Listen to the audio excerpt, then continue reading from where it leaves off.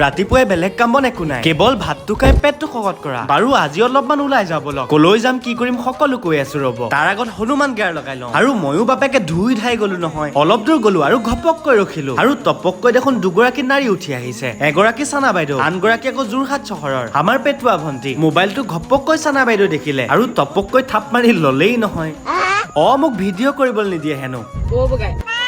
মই বোলো তই মনে মনে থাক আৰু পেটুৱা ভণ্টিৰ কোচত বহি থাক। অসম দেশৰ বিষম ৰাস্তা দেখিছই নহয়, তাতে আকৌ পেটুৱা ভণ্টিও আছে। এবাৰ যদি গাড়ীখন ইফালে গৈছে এবাৰ আকৌ সিফালে গৈছে, কিন্তু তেখেতৰ ৰিয়েকচন দেখিছে নে? বাৰু একো নাই, লাহে লাহে আগবাঢ়িলো আৰু বৰুৱাত গৈ বৰুৱা চাৰিআলি পালো। অলপমান ৰখি মোৰ বন্ধুৰ গান এটাকে শুনিলো, সুদূৰ দুলীয়া জানৰ। কণ্ঠ শুনি পাগল নহলে মোক কব। লিংকটো মোৰ তলত দিয়া ভিডিঅ'টোৰ ডেছক্ৰিপশ্যনতে পাব। আমাৰ চানা বাইদেউ হেনো দেৰগাঁও যায়, কিন্তু মনে মনে তেখেতৰ হেনো ভয় এটাই খায়। মই বোলো সৌ আখৰ কেইটালে মন কৰ আৰু চুপ চাপ গৈ থাক, কিন্তু কোনোবাই কিবা কলে বুলিয়ে গিৰাই পিছে নিদিবি। এতিয়া বাইদেউক বিদায় দিলো আৰু ময়ো ঘৰ মোৱা হলো। আজিলৈ বাই বাই।